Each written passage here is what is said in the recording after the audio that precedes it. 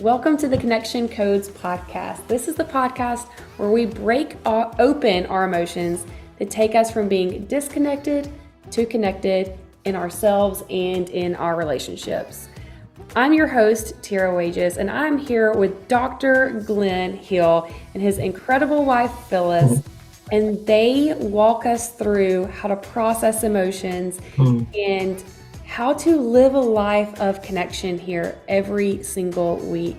And joining us today is special guest, my husband, Wes Wages. Yeah, Phyllis got incredible. You know what I mean? Phyllis is incredible. I'm sorry, you are also incredible. But Phyllis gets credit for like changing our whole lives. You know her, so she gets extra adjectives in front of her name. And so today's episode is a continuation from episode 16. When we released that 2 weeks ago, we had so much response from, I'll be honest, mostly women reaching out and saying, I have questions, I need more, we need to dive deeper, because they connected with that podcast.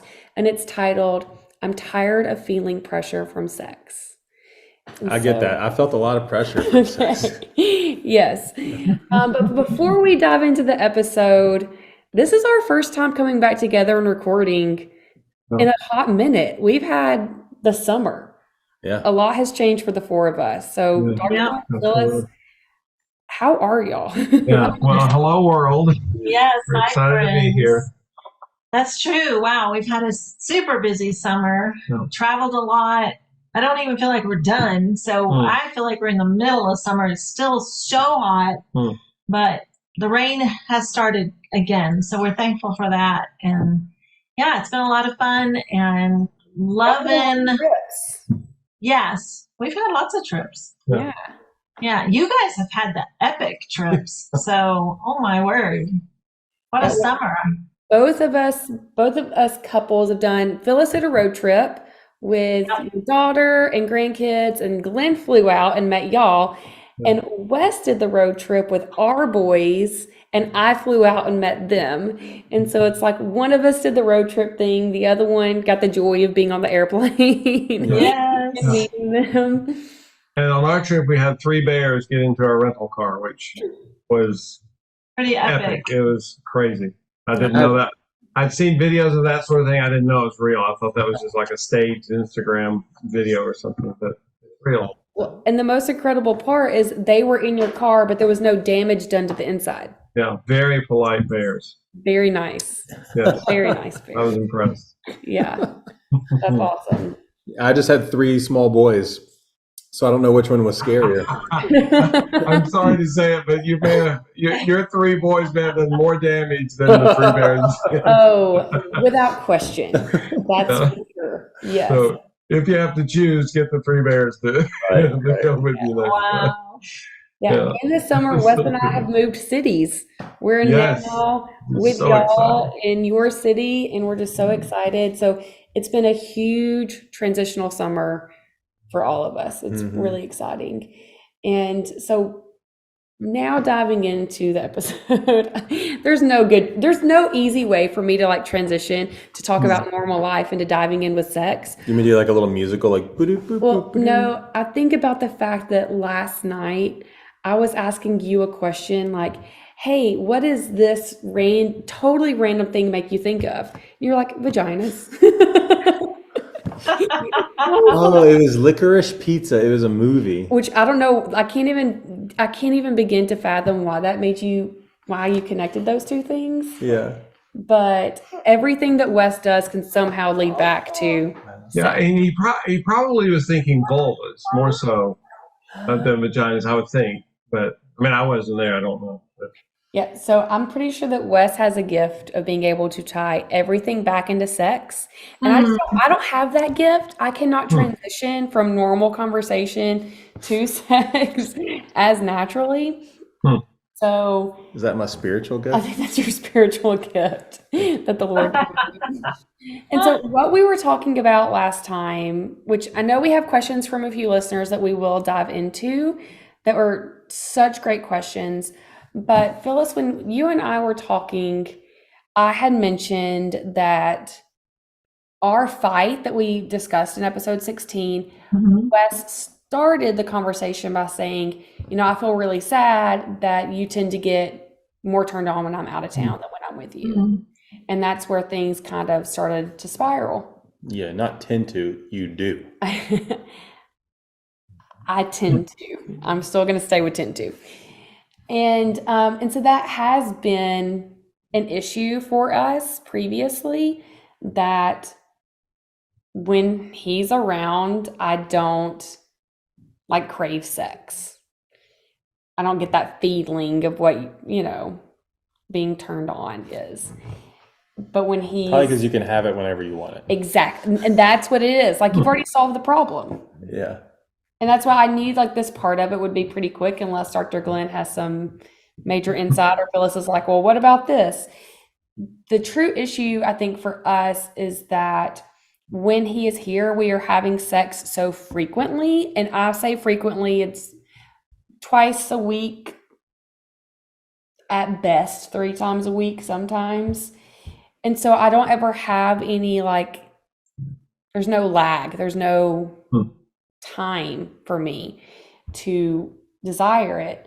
But we do go through seasons where he is traveling, working for extended periods of time, and would come home maybe for a day, and we may not have sex that day or whatever, and he leaves again.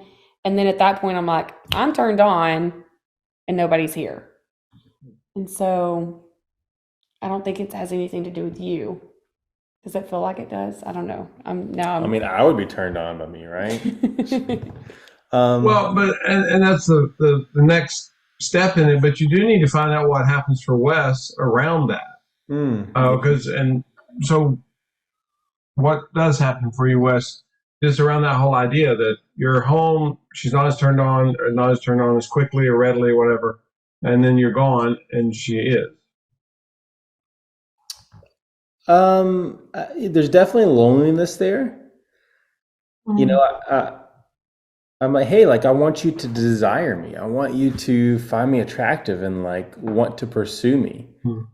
But that only happens when I'm not around. And I take that back. You know what I mean? We have sex. But it's never Tira needs it and I need this now, give it to me. Unless I'm gone. You know what I mean? Unless she's gone, something like that. So there's just that. I mean, it was pretty consistent for a while. And so maybe I had some shame that I'm not what she desired, you know what I mean? Wow. Shoot. And that, if I'm not around, then that's when her mind can flourish or something, or you know what I mean? And so it just gets sad, Yeah. I feel the same way. I get that. Yeah. And I talked in the last episode of, oftentimes we, as women, and myself for sure, can get annoyed when our husbands are constantly pursuing us sexually. It's just oh my gosh, give me a break. But I can imagine what the absence of that would be and how lonely that would feel. So I guess this is the first time that I am realizing that is what you experience on a regular basis, is the absence of that from me. Ouch, sorry. It's okay. No, that's a really good realization for me to see, because I literally said that on the last episode of if he never pursued me sexually, that would be a really sad place. Yeah. And here I am, not pursuing him sexually at all when he's in the same room with me. Yeah. Well, damn. Sorry, I just cussed on our podcast. I don't know if that's allowed. Well, I mean, it could be, and we say every human's unique, therefore every couple is unique. There are outliers, so we have to be careful when we say these gross generalities. But for most couples that I sit with, I think it's the good majority. The male is activated sexually more readily than the female and more frequently than the female. And it doesn't even cross his mind much of the time. And again, there are plenty of exceptions to that. But when they're connected, it doesn't even occur to him that she's not readily activated, because he's able to convey authentically. Our theory is that the vast majority of sex drive is either sexual joy or sexual loneliness, and he's able to convey that to her. And again, vice versa, she can convey the same thing. But I mean, Phyllis is not going to convey that to me nearly as much. And we don't keep track, but I'm sure it's at least a 10-to-1 ratio, if not a 50-to-1 ratio. And we don't really care about that. There's nothing within me that's like, oh my gosh, what's wrong with this person? What's wrong with her that she doesn't, feel sexual desire? And you've mentioned that. It's an interesting thing culturally that, Wes, you said something about just that, I misquote you, but you said something about, I want her to desire me. Well, I don't know how you do that, how we make Tira experience something, or how we force her to, or coerce her, or something, because it's just, it's almost like ice cream. If somebody never desires ice cream, well, they just don't. I don't know how we get them to want ice cream. But that doesn't mean you can't dance sexually. You can have phenomenal sexual connection.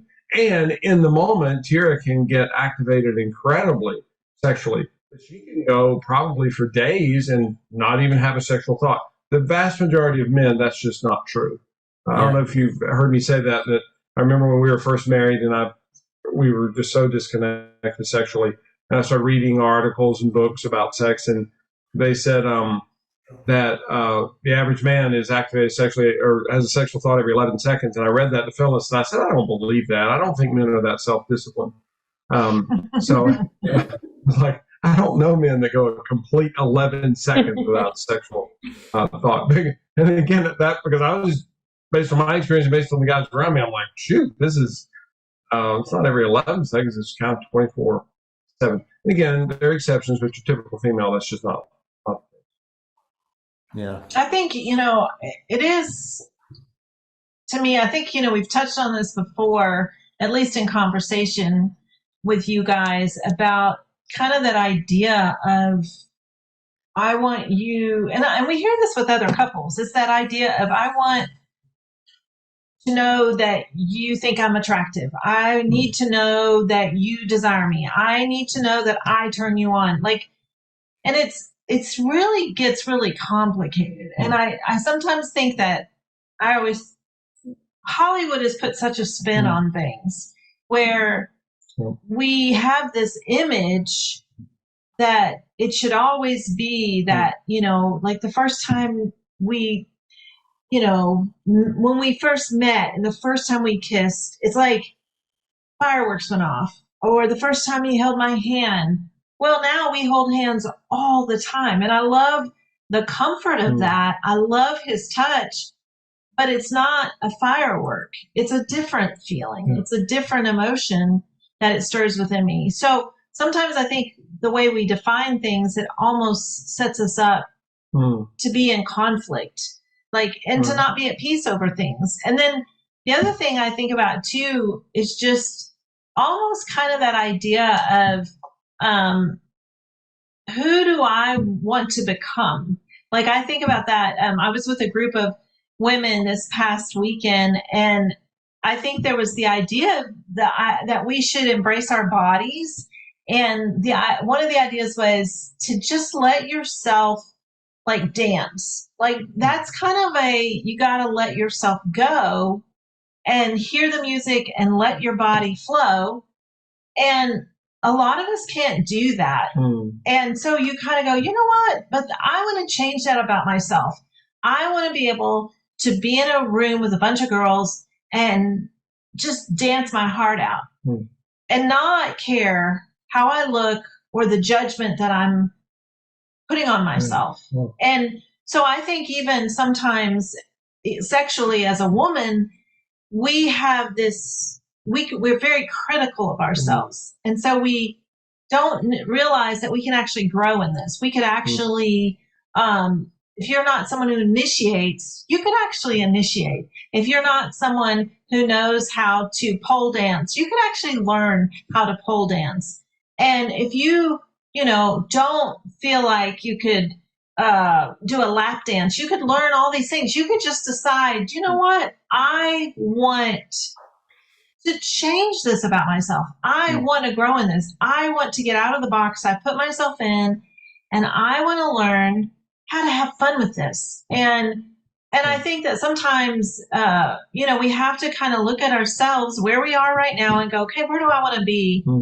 And, put a time on it in 5 years, and by then I want to be able to teach other women how to embrace their bodies. And I want to be one of those people who's teaching pole dance classes. It's like you have to have a vision and realize I can actually be more sexual. It's just not what we were raised to be. Yeah. And I think that for a lot of women, it's like we feel like you either got it or you don't, and we almost put a thing, well, he turns me on or he doesn't. And so then it's this like, wait a minute, turn yourself on, like you have the ability as a woman to turn yourself on. And so I think we have to shift in our thinking. And I know we're a little bit off track from Tira. I still want to dig into like, even practically, what happens when Wes is out of town? Like, is it because you end the day, the kids are in bed and it's only 8:30 and you're all alone and you all of a sudden start thinking about Wes? Like, how does that actually transpire where you all of a sudden realize that you are like, whoa, man, if he was here, I'd be jumping on him. Just to back up really quick, Phyllis, I think you gave me permission to pole dance. Is that true? That is true, Wes Wages. Okay, and you being tall, it should be very, very easy for you because you could reach the ceiling quickly when you crawl up that pole. Yeah, only at fire stations, I think. There you go. Oh, okay. Extra pole there. Back to what Tira's feeling when I'm out of town. I think that's a good point as far as 8:30 rolls around. We've talked a lot on here. I have 4 young kids. I don't get a lot of time to myself. And by I don't get a lot of time to myself, I don't get any time to myself, especially when Wes is in town, because we like each other. So even when we put the kids down, that's when I typically clean the house. The kids go down. I spend so much time cleaning, and then we relax with each other. Last night we swang, like we just do things where we're with each other. And so it's not until he's out of town that my brain is actually like allowed to settle and no one is talking to me or at me or needs me for anything. And so I do think that plays into it. And then also, Glenn, you mentioned that's every 11 seconds for men. I have discovered that my rhythm is 2 weeks. I can go 2 weeks without thinking about sex at all. Amazing. And then the 2-week mark hits and it is like, where is a man? Specifically, obviously, Wes Wages. But it's like, Wes is out of town. I don't care. No. For the first time, I'm like, suddenly there is something happening to my body and I need my husband. And it takes I'm either at a 0, not thinking about sex at all, or like looking for him, needing him then. There's no in between. And that's a solid 14 to 21 days cycle. Sure. And it would just help us a lot culturally if we stop. I mean, because when that happens for you, Tira, you're not trying to make it happen. You're not doing it because you decided to. Those rhythms, those experiences are just in and of themselves. And just like with hunger, Phyllis's and my hunger cycles are very different. I don't really like to eat that much. Eating is overwhelming to me. That's one of the few things I'm mad at God about. Is why in the world were humans created? Because I'm faith-based. I believe God designed us. There's plenty of creatures that eat once a week, once every 3 to 5 weeks, whatever. We could have done that. We have a huge banquet. So anyway, it kind of irritates me. But God is smarter than me, so whatever. But I'm not trying to feel hunger or not feel hunger. That's just what's happening literally, biologically, physiologically with my body. So I think we just need to get it out of our culture mentality that, well, Tira just needs to make herself horny more often. That just doesn't make any sense. That's not something, again, any more so than saying, Tira, I want you to crave ice cream right now. Go, crave ice cream. Well, maybe she does, maybe she doesn't. But I don't know how you do that. If she doesn't, then we're judging her and telling her she's not a good person, a good American or something. I don't know. Doesn't make sense. So, and this is one of the many reasons that, we promote sex dates so much, is that this is a rhythm. It's a scheduled time, a playtime, especially when we focus on the female. It's a buy one, get one free ticket, but the party is designed around the female, and it changes the whole dynamic when you're in that regular rhythm. Phyllis initiates our sex dates probably a majority of the time, but that's not because she's horny. On a Thursday afternoon, she suddenly feels horny. She's like, oh my gosh, babe, we have to schedule a sex date. Not at all. We just have that rhythm. We're sexual friends. We're we're unique sexual partners for each other. And so we just have that rhythm in our life. And it's not based on whether I or Phyllis is horny in the moment. That's really unfortunate that we've done that to ourselves. Yeah. I will say, before we go into the questions that were sent in, that I did discover last year in January, I started doing restorative yoga on Sunday afternoons.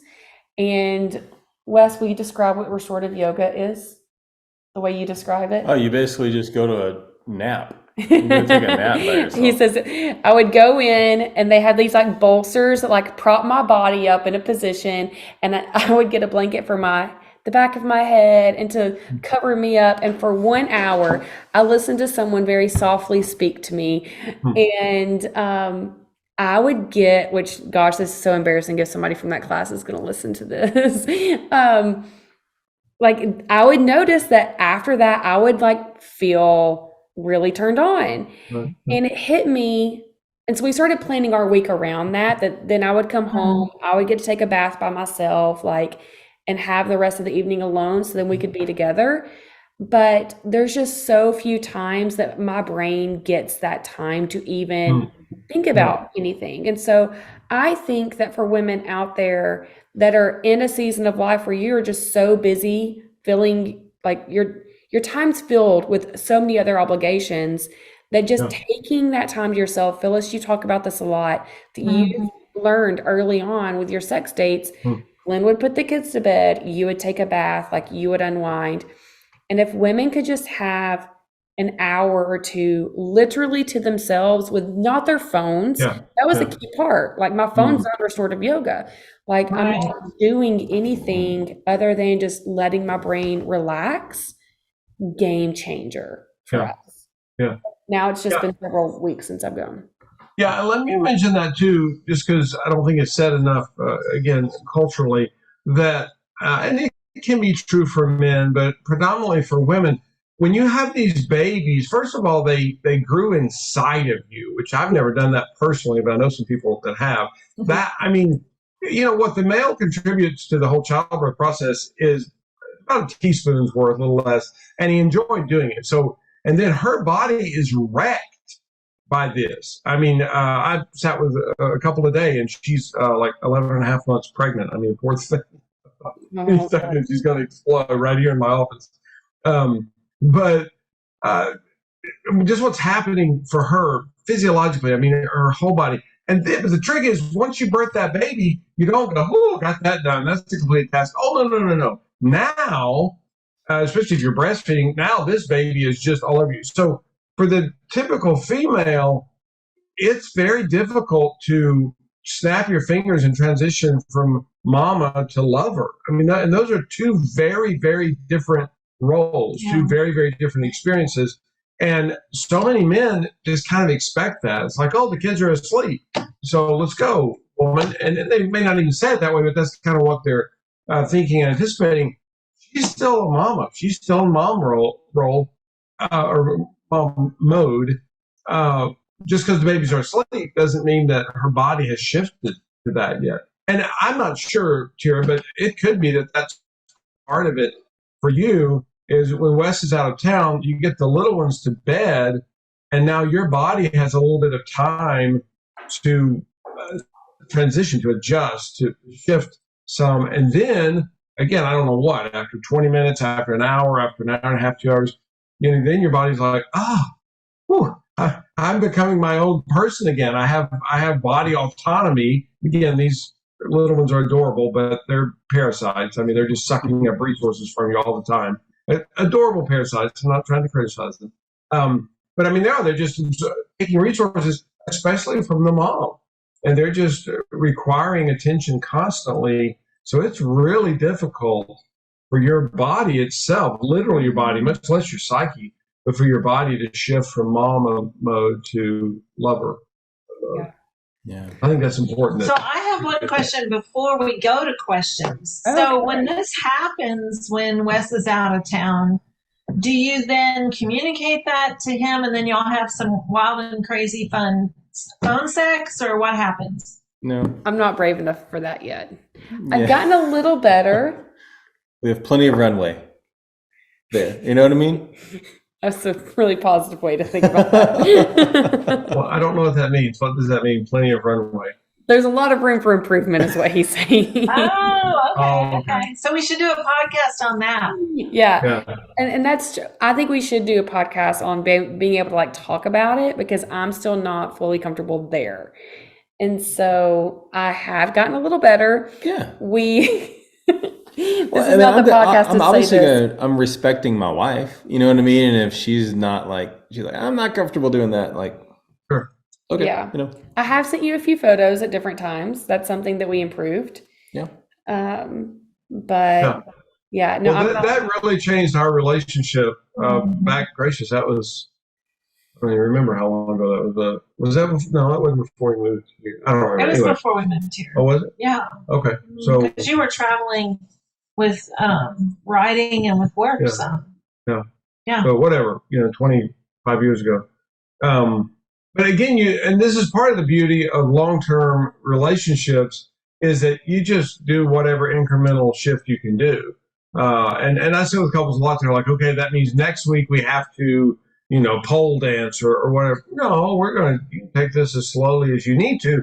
But if you do, whatever you want to call it, 1% per week, well, a year later, wow, this is a whole different world you're living in. So that's important that you know that. And Wes, I love your heart and your attitude in that. Just said, yeah, okay, we're just going to shift a little bit here. And then 2 years from now, you look up and you go, whoa, we're in a completely different place. And that's, again, part of the beauty of a long-term relationship is you get to do that, where you're just continually evolving, developing, and growing. Well, I mean, we are in a completely different. We have been doing that, and that's it's exciting. Like, to know that we are in a monogamous relationship. We are each other's sexual partners. Like, it's not dull, and it's, you know what I mean? There's so much more. And I just say that since meeting you guys, getting involved with Connection Codes, it has just drastically changed, one, our communication with each other, but also our sexual life as well. And just, it's night and day. So before, I'm very happy. Yeah, we would have conversations, and Wes felt hopeless about the future. Like, there was no runway. It was like a plane trying to take off and mud. That's what he envisioned his future as, mud. And so now he is in a place, because he's seen such a transition already happen, that you have a runway in front of you. And that's 100%. Really good. That's and I did talk dirty to you last month. Oh, yeah. Tell him what we can do. Okay. We're going to say it. Here's a great hint for Tira has a really hard time. I'm like, tell me something sexy. And she's just like, sex. You know what I mean? I'm not good at it. No, and so I was like, but I said, okay, describe the food that you were eating for lunch. No, I had gotten something that was so good. I fantasize it still. oh my gosh, this meal was so good. And so he just had me describe it in a really sexual way. It got the job done. It worked. That's all Wow. I love it. Way to go, Wes. I just thought about this strawberry balsamic avocado Let's be toast. creative. You Yeah. know? Wages. Now, listen, since a lot of people will be listening to this, you mentioned mud. If you are involved sexually in the mud, be very protective of your vulva because you can have some issues there. So, Wow. just a public service announcement. I just don't want to get blamed later. It's like, hey, we had sex in the mud, and Wow. Thank you. Oh my there's some gosh. risks there, so be careful. Okay, so now we're going to go through 2 questions that we got from listeners, but we had so many women just message and just say how much they appreciated us talking about the pressure in sex.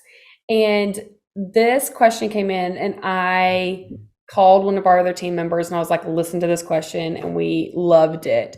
She said, I've been thinking about the example that Phyllis gave in one episode about having a coffee friend or an ice cream friend as a way to understand sexual friendship. That was helpful for me to think about. However, here is my holdup. If that coffee friend asks you out to coffee every other day, you wouldn't want to keep saying yes, right? Too many coffee dates. I connect to that so deeply. Yeah, that's Because good. yeah, it's a great, because Phyllis, that is a great example of like, because you were saying it because you don't even love coffee, but you still want the experience. You want to be with your friend. But to think about it in the fact that on the other side of it, sometimes it can feel like too much. We're not as excited about it when it's just happening, when there's always the desire for it. And so y'all can, Wes and I already talked about this, but y'all share what your thoughts are because you're the experts. Yeah, great question. Well, I think that what comes to my mind immediately is even the fact that I would have questions of her. I would say, do you feel like you are able to express your needs? And are your needs being met, both just in everyday life and even sexually? Like, is it that he's showing up for you as well? I think that's really huge. I think I don't know if you've ever had a girlfriend. I did when the kids were younger. I had a girlfriend and we lived life together. We'd go to the park and meet at the park with the kids. The next day we'd go to the pool and we would meet at the pool. And the next day we'd be, oh, I got to go grocery shopping. How about you? Oh, me too. And we'd go grocery shopping. Like, we were really living life together. And I was so thankful for that friendship.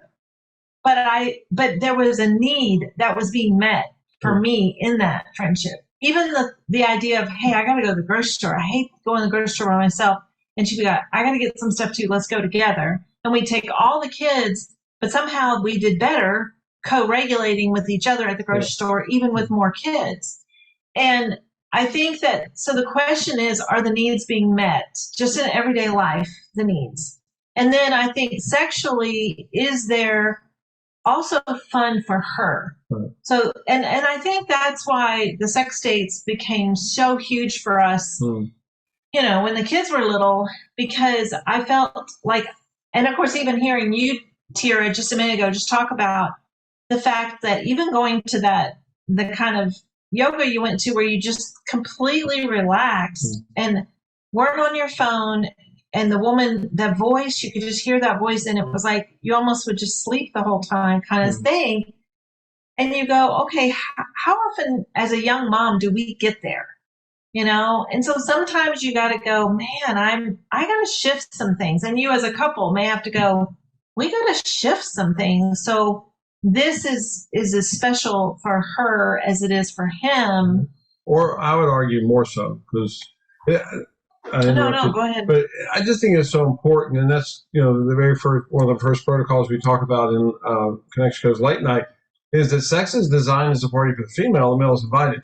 And what we've done for many centuries is we've said, oh, no, sex is supposed to be about the male. It's the time for him to get his rocks off, and she's just supposed to show up. So it just doesn't work. I have never met the man and I have a lot of seat hours. I've sat with a lot of couples. I have never met the man, and I'm always fearful that that some guy will be like, wait a minute, it should be 50-50. That's not fair. And I've never met that guy. I'm not saying he doesn't live somewhere, but I've never met him. Every guy I've ever sat with, every couple I've ever sat with, that he's like, great. And I always, emphasizes, if I want to get one free ticket, so don't fret, guys. You're going to get a free ticket. And he's like, tell me where the party is. And absolutely. So when we shift that, it changes it. Another big thing Phyllis mentioned is with her friends, she's doing different things.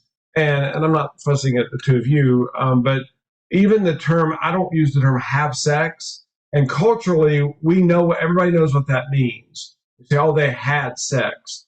And when I sit with couples, I go, wait, what do you mean by that? And they're like, you're a sexologist. You don't even know what have sex means. I'm like, what do you think it means? What does it mean to you? And everybody says it means put tab A into slot B. Well, Phyllis, and one of the things we always say is, if you said, so this is the beginning of August, if you said to us that we had vaginal penetration 3 times in July, we'd believe you. If you said 10 times, we might believe you. If you said 50, we wouldn't believe that. But if you said 0, we'd believe you. You have no idea, and we don't care. Now, we were involved numerous times. We were involved plenty sexually in July, but vaginal penetration is it's somewhere on the list. That's not the entree. And my fear is that that's what people think, is that you have to have vaginal penetration. And there are lots of times that the female that's just not where she's headed. That's not what she wants to do. So we just have to totally shift the focus. And I don't know this individual that asked the question. My guess is, a little fear in saying this, but my guess is her sexual interaction with her partner is pretty mundane. That would, again, this is sight unseen.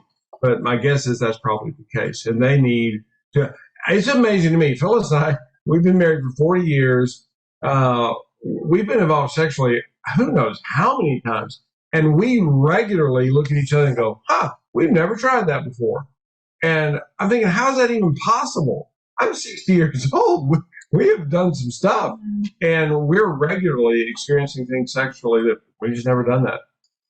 Well, this is a podcast all in and of itself, because when you just have sexual banter, it actually relieves some of that, what I would say is sexual stress. And, or, for Glenn to be able to just say, I'm sexually lonely, and for me to make space and go, I get that. Our schedule's been crazy and I'm making space for it, but it doesn't mean that there's any time today or the rest of the day. But even that is sexually connecting, which I still don't fully understand. Yeah. So it's really incredible that he can process it and I don't reject him with it. Right. I'm just like, I get that. And then we are able to connect with that without actually being what people would say is sexual at all. And yet we showed up for each other emotionally in a sexual conversation. Yeah. That's been game changing for us in the last 2 years. Whereas I would tell Tira, like, hey, I'm really turned on right now, and thinking about you. A lot of times she would just be like, never respond, no verbal or anything. And it's because she thought that I wanted to have sex right there in that moment. And she was, she felt, did. I still think you do. But, I was just telling her how I'm feeling right now in the moment, but she was so nervous to respond because she was like, well, we can't do that right now. Well, I immediately felt pressure to have sex with him. Right. Yeah. But in conversation with you guys, in a therapy session, I remember, Glenn, you were telling us that well, Tira, if you can just acknowledge it and say, well, what are you feeling? And that made me feel so much better. And honestly, I'm not saying there was an urge or that it went away. It just made me feel like I had identity there. You listened. Absolutely. Wow. Yeah. Pop quiz, Wes. Connection goes language. What are you getting from her when she doesn't respond? There's a loss of identity. Well, yeah, but what am I giving you? The baby cold face or okay, you get partial credit. It's still face. Still face. There you go. And that's an unbearable human experience for everybody. It doesn't matter who it is, how old they are. And so Wes is this human we call Wes is looking at another human. That other human is still face. He gets lit up. I mean, he can't stand this. And it's not 15 minutes. It's 15 seconds where he's like, wait a minute, this person, I have no value to this person. I love it that you tie it into identity, because when you experience a still face, you lose identity instantly. Because obviously I don't exist to this person. I don't matter to this person. I don't have value, significance. And it doesn't matter if it's a sexual area or not. It's very much true sexually as well. And if Wes turns to Tira and conveys something of a sexual nature and she gives him a still face, he gets lost very, very quickly. Yeah. And then he doesn't know what to do. And, you know, when the baby in the still face video, you know, the little girl screams and squeals and, you know, kicks. And, well, Wes isn't supposed to do that, but that's what he feels like doing in the moment. And then we're watching Wes going, well, what a moron. Look at how he's behaving. Well, yeah, I'm not agreeing with his behavior, but he experienced a still face. He's overwhelmed. And he's lost very quickly. Whereas if Tira can just be present with him and go, oh, wow, so what's happening with that? You know, and follow his energy, be present with him, and then he gets to banter with her. That does not mean they're going to be involved actually sexually in the next 5 minutes, but it's an incredibly sexually connecting experience. So that's cool that you get that. Love it. Yeah. And I will just say that led to so many conflicts in us, because when I would have a still face, then I would feel lonely and turn into anger and, you know, and it would just, we'd go off the rails. And so we've eliminated a lot of that just by, I love that. That's cool. I'm going to add to, when we discussed this question, the thought that we had was a few years ago, before we went through this process and learned so much, our sex, and Glenn, you kind of said this, it was mundane, but it was even more than, it was worse than mundane. I was a body, and that was the extent of what was happening. And so because of that, because I wasn't emotionally connected there, because sex is emotional, and so I wasn't emotionally showing up, I was honestly probably giving you a still face while we were having sex a lot of the times, looking in hindsight.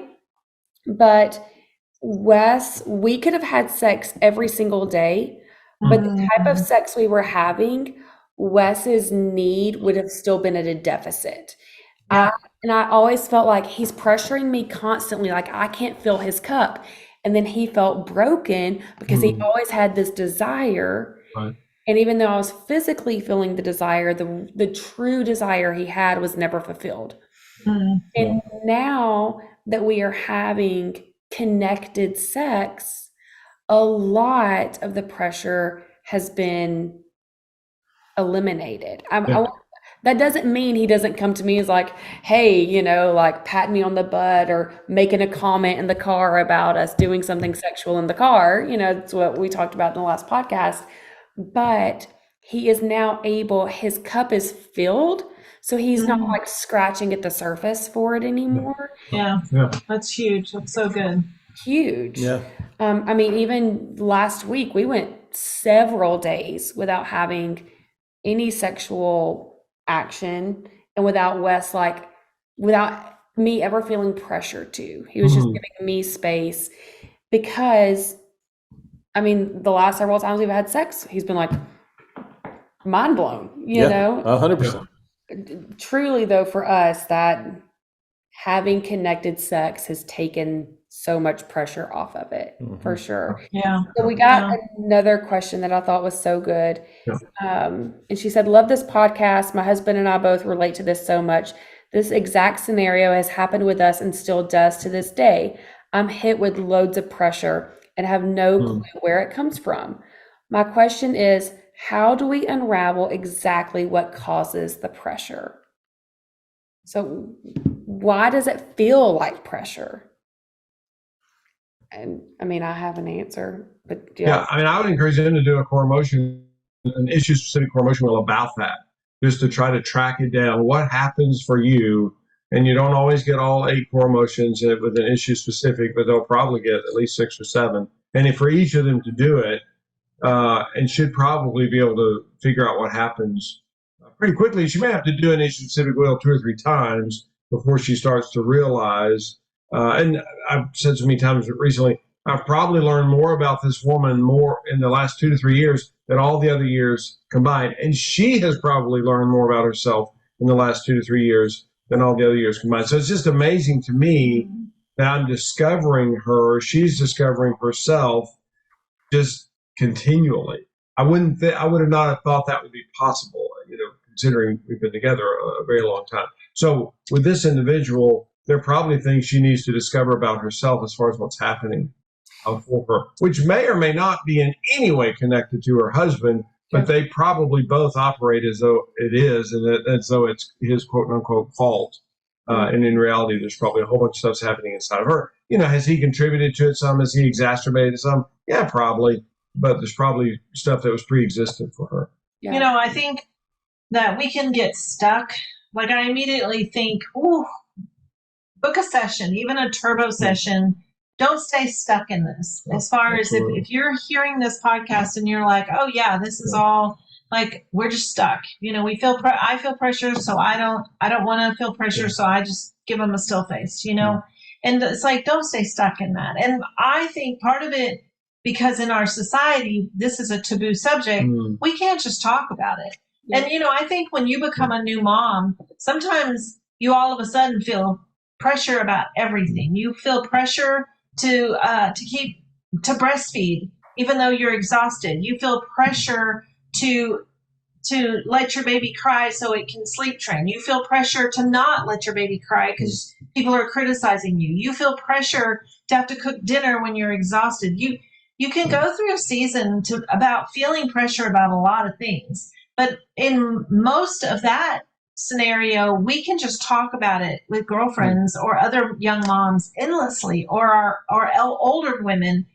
But when it comes to sex, it's like, who do you say that to? Who do you say, I just feel a lot of pressure and I don't know what to do with that? It's a lot of it is that we hold that kind of stuff inside and we don't talk about it. And so then we don't know what to do with that. And we think that we're alone. We're broken. No one else feels this. Wow. But when you realize, you can go through seasons feeling a pressure. I feel pressure to get outside and walk. And it's so stinking hot, but I need to exercise. So I need to get out there and walk. So I feel pressure to do something about it. And, some of the times we have pressure and we have to just lean into it and go, well, I do need to do this. But other times you may need to be more creative in what you're doing in life and get some help. And so I think that can be where we dig deep, but don't give up on it. Figure it out. Don't stay there. Right. I also think that it shifts from it being a question or like a comment that our husband has to us to actually feeling like pressure for especially the woman, because as a society, it's been ingrained in us.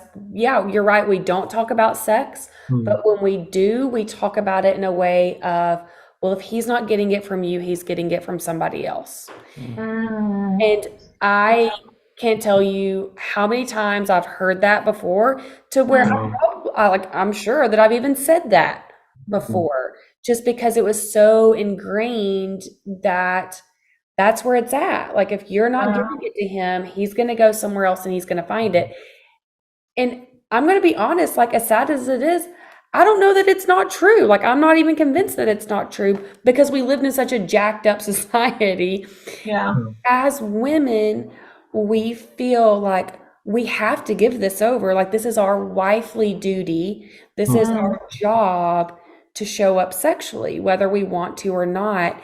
And if we don't, then we're depriving our husbands of something. But yet we're showing up to something continually where we're not feeling fulfilled in any way. Right. And so now it becomes this like out of duty pressure. And it's not even that the husband that's doing it to us. It is the story that society has told us. Yeah. And again, then it ends up reducing to tab A and the slot B. And, it's just vaginal penetration. The female is just a thing. She's just a hole, just a sperm receptacle. And I've run into that a lot. I've seen with a lot of faith-based couples, and we've reduced it down to just the most.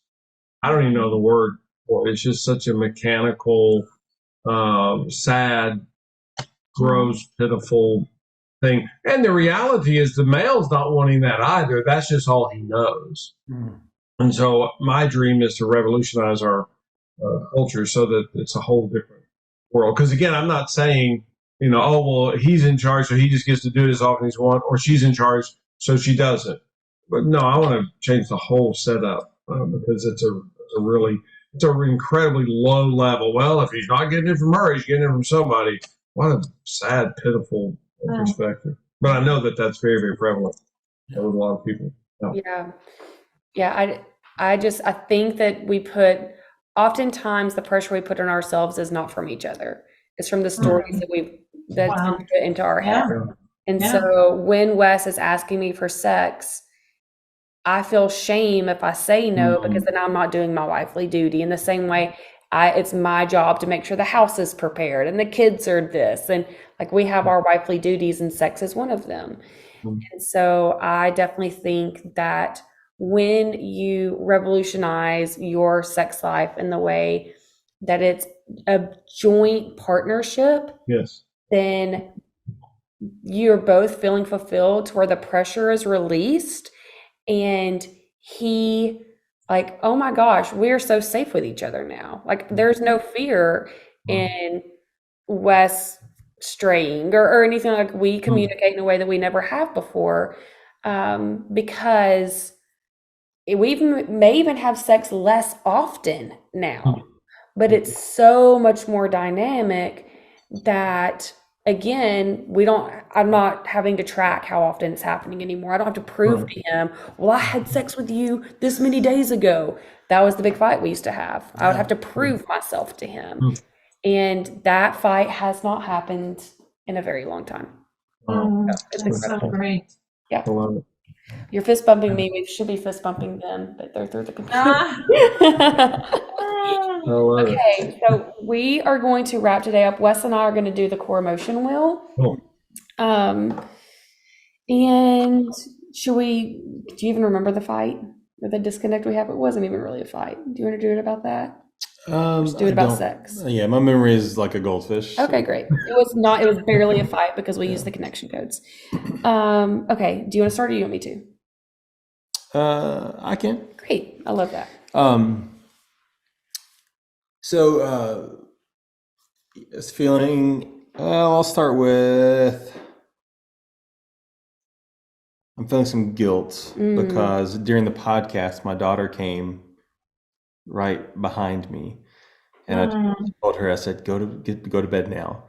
And so I'm just literally waiting till this is over to like go up there and just make sure she's okay. She's okay. Like that.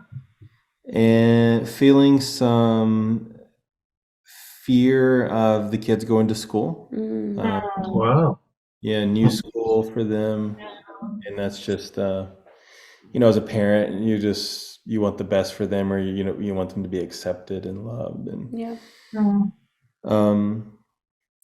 lonely in that, we moved up here and my whole team is, in Alabama. And so just, not being with them. And sad that Tyra and I were going to watch an hour of The Bachelorette before this, but it got filled with Glenn. The Bachelorette is a show. It's horrible, but it's really horrible. But we that's where we could just sit down and relax and not do anything. But that got filled up with kid stuff and putting it down for 15 times. Feeling hurt. The last Tyra has not. I feel like you haven't seen the work I'm doing around the house. I did not do the dishes, and that was a very big deal. And that is okay. I get that. Probably with shame as well. Feeling shame of. Sometimes I think it's okay to leave the dishes in the sink. You know what I mean? But I feel like shame of like. Maybe that's not who I need to identify as, but Did I say anger? No. I don't feel angry right now, but in the will, Glenn always says, well, we should just find a time, maybe recently, or a time that we have felt anger. This morning I cleaned out the garage this weekend, and I had a ton of paint cans to throw away from the previous owner. Well, then I went to dispose of them at the collection area, and they said you can't do that. You have to like put kitty litter in them and all these steps to just get rid of this paint. And so I was just so angry that I like packed all this stuff up and I had nowhere to dispose of it. Yeah. I feel joy that there is this sexual runway that we have, and no longer that, just a few years ago, which feels like yesterday, but we would have the conversations of like, man, I'm so sad because in 20 years, if this is our sex life, it's just not joyful. And I'm excited that that's changed. Yeah. And have joy. Cool. Wow. I love it. Yeah. Wow. I'm going to do mine mostly on sex. Is that okay? Oh, that's amazing. Okay. I have joy there. I didn't tell you to make yours a topic specific. No, I loved hearing what was happening with you. I didn't know some of those things. I feel shame and guilt that I am not at a place where I feel comfortable talking about sex with you in a sexy way. You always tease, if I want you to talk about sex, I need to put a microphone in front of you because I have no problem talking to the world about sex. Wow. But suddenly when need to like talk to you about it, I clam up and get very uncomfortable. And I have shame and guilt about that. I have fear that in talking about these things, I'm raising 4 kids and I'm now starting to have conversations around sex with my kids. And I have so much fear that I am either going to go too hard, too fast and like overwhelm them, or I'm going to leave information out, or that they'll feel shame. Just that I'm going to do a poor job because I am doing things differently than what the previous generation has done in the way that we share sex in our home. And so it's just so much fear in that. Yeah. I feel sad that I believe the lie that if you're not getting it at home, you're getting it from somewhere else, because we feel so unsafe in our relationships. Like, and when we're unsafe, that's actually where disconnect happens, and long-term disconnect over time is what causes people to fully disconnect from each other. And I feel really sad that how we've operated as a whole, as a society, that's even in question. Yeah. And that it's easy to believe. I hurt for you in thinking about all of those years of still face that I gave you when talking about sex, and especially during sex, and like being so disconnected, not only from you, but being disconnected from my own self, that my disconnect from me caused so much pain in you. And I feel really hurt about that. And I feel lonely that I didn't know what I was freaking doing. And that there was so much shame in my own body that I was lonely in the fact that I didn't even have anybody to talk to about it. I was the person that other people came and talked to about sex. And like, that's so sad and scary for me thinking about that. But because I was so naive, I just knew that I needed to show up. And so that was the only thing I knew to do. And so I freaking did it. But I caused so much pain and damage in even doing that. And so I feel anger in that I was doing what I thought was the right thing. And it still wasn't the right thing because of a lack of connection in my body and education. And I feel joy now in hearing that you have hope for the future, because I can remember like telling you, Wes, like I'm in the darkest years of my life. I've just had my 4th baby and like things will get better from here. I know they'll get better from here. And you're like, nah, dog, it's been 12 years. This is as good as it's getting. And me just begging you to have hope. And now hearing you have hope gives me a lot. Wow. So that's my wheel. Thank you. That's amazing. Wow. I love it. Wow. I'm impressed. Thank you guys. Oh my gosh, thank y'all so much. I feel like every time we're on here with y'all, we're like, thank you for changing everything. But like truly having sex connected, doing this wheel with each other and becoming connected with yourself relieves so much pressure. And it doesn't mean that we don't have those moments where he's expecting something and I don't want to show up in that exact moment in the car and I feel pressure, but recognizing that that pressure is usually from an outside source, it's not from him, and that knowing that now we are experiencing something so connected that we're just operating at a different level than we ever have before. Yeah. And so that's exciting. And so for people that are experiencing that right now, that are in that season, like, oh my gosh, we just encourage you so much to dive deeper into this. Either go back to previous podcasts and just listen in, or you can get on connectioncodes.co to join into our master classes. Start with foundations. And if you've already done foundations, late night they both changed everything for us. But late night, it's a ladder. I love Phyllis calls marriage a ladder. And foundations is the concrete pad you're putting your ladder on. And late night is that first step. And I'm excited because we're going to keep building some steps on this ladder. And that first step feels like you've stepped off from the ground to the freaking top of a skyscraper. Like that's how it changed things. So start there. If you have not shared this episode or this podcast with your friends, we encourage you to share, get the word out. We love hearing from people that are listening and connecting to what we are talking about in these conversations. So Glenn, do you want to close us out? Yeah. You need to know that you need this. You deserve this. So let's do this. Let's do this.